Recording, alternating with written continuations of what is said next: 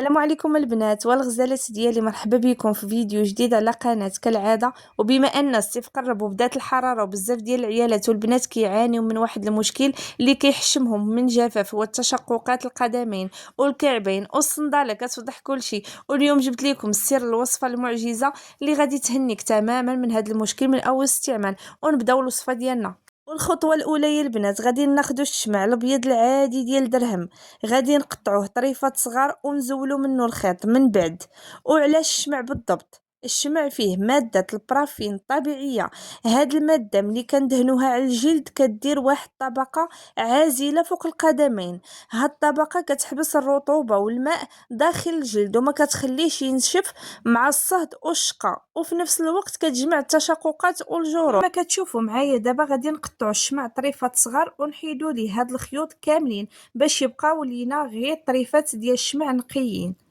ومن بعد غادي نديروه في الكاسرونه وغادي نزيدوا عليه زيت الزيتون، كيعطي ترطيب عميق وكيرجع الجلد رطب ومغذي.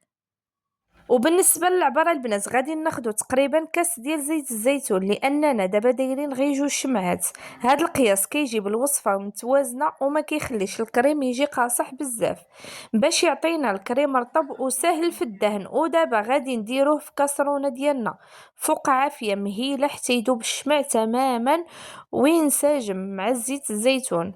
ومن بعد ما درناه فوق النار على نار مهيله غادي نبقاو نحركو حتى يذوب لينا الشمع مع زيت الزيتون. وحنا كنحركوه بلا ما نغفلو عليه باش الشمع يذوب على خاطرو وينسجم مزيان مع الزيت بلا ما يتحرق. وكما كتشوفوا التحريك المستمر كيسرع الذوبان ديالو، وغي تشوفوا الشمع داب كامل وما بقاش فيه حتى طريفات. غادي نطفيو عليه البوطه ونحيدوه وندوزو للمرحله الثانيه. غادي ناخدو معلقه كبيره ديال الفازلين وغادي نزيدوها على الشمع وهو دافي. الفازلين والشمع معاه كيديروا معجزه، كيحبسوا الرطوبه داخل الجلد وكيسدوا التشققات القاصحه وكيخليو الكعب رطبين بحال ديال الدراري الصغار. ومن بعد غادي نزيدو معلقه كبيره ديال اللبن الدكر او الصمغ العربي، وانا هنا غادي نخلطهم بجوج باش ناخد كاع الفوائد ديالهم في دقه واحده. بالنسبه للبنات اللي ما عندهمش الصمغ العربي واللبن الدكر ما تعكزيش اختي، ديري في بلاصتهم الشبه مطحونه حتى هي كتعقم الرجلين وكتجمع التشققات. غادي ندقهم مزيان مزيان ومن بعد غادي نغربلهم في الصفايه باش تخرج لينا بودره ناعمه. وهاد البودره هي اللي غادي نزيدوها على الفازلين. ومن بعد شوفوا معايا اللون كيفاش كيتبدل مع الفازلين فاش كنديروا اللبن الذكر والصمغ العربي اللي دقينا، كيرجع اللون كريمي وخطير وطبيعي.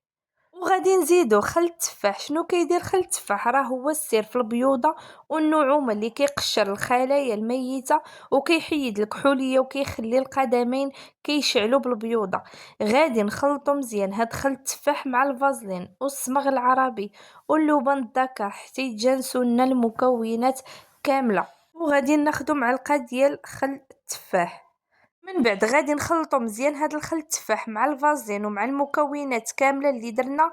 غادي نخلطو مزيان مزيان حتى يشرب لينا الفازلين هاد الخل التفاح تماما. علاش هاد الخطوه مهمه؟ باش المكونات كامله تندمج وما يبقاش الخل معزول بوحدو ويولي عندنا كريمه متجانسه ورطبه وكيشربوا الجلد القدمين بسرعه. اخر حاجه غادي نزيدو واحد المكون السحري اللي غادي يرجع القدمين الحيويه ونضارة ويخلي الدم يدور فيهم ويبانوا غزالين ونقيين، هو دم الغزال اللي هو عكر الفاسي. وشوفوا لي اللوين تبارك الله كيف كيرجع رجيلات، غادي يوليو غوز وفيهم واحد النخوة واللمعة كتحمق. غادي ناخدو الراس المعلقة ديال دم الغزال وغادي نحركو المكونات حتى يتجانسنا ويولي لنا لون كما كتشوفوا هاد الوردي. وعاد غادي نجيبو داك الزيت اللي ذوبنا مع الشمع، ولكن البنات ما ديروش بحالي حيت انا راه برد ليا شويه وجمد وانتوما دفيوه. عاد وليو ديروه في هاد الخلطه وبقاو تحركوا المكونات مزيان بسرعه باش ينسجم كلشي ويولي كريم واحد. من بعد ما طلق لينا ورجع لينا كريمي غادي نوضعوه في شي قرعه تكون زجاجية وتكون نقية وغادي نحتفظوا به. والطريقة ديال الاستعمال الصحيحة، غادي تغسلي رجليك بالماء دافي وحكيهم بالحجرة وحيدي الجلد الميت ونشفيهم مزيان ودهني هاد الكريم السحري ولبسي التقاشر وخليهم ليلة كاملة والصباح غسليهم وتفكريني وغادي تشوفي النتيجة الصدمة. رجيلاتك بحال ديال الدراري الصغار. انا كنهز منها دابا وكنطبقها على يدي، وشوفي معايا البنات تبارك الله هاد اللون الوردي الطبيعي اللي كيعطي في اللحم، وشوفي النضاره والبريو واللمعه اللي كتخليه في البشره. راه من اول استعمال كيبان ليك الفرق والترطيب والنعومه واللويه الغوز اللي كيحمق. يلا نوضي حيدي العجز وصاوبي رجيلاتك ويدياتك بهاد الوصفه. إلا عجبك الفيديو واستفدتوا من هاد الأسرار ما تبخلوش عليا باشتراك في القناة وتفعيل الجرس وخليو ليا لايك وتعليق زوين بحالكم وبارطاجيو الفيديو مع صحاباتكم والميمات اللي محتاجين هاد الوصفة في هاد الصيف. تهلاو لي فراسكم. إلى فيديو قادم إن شاء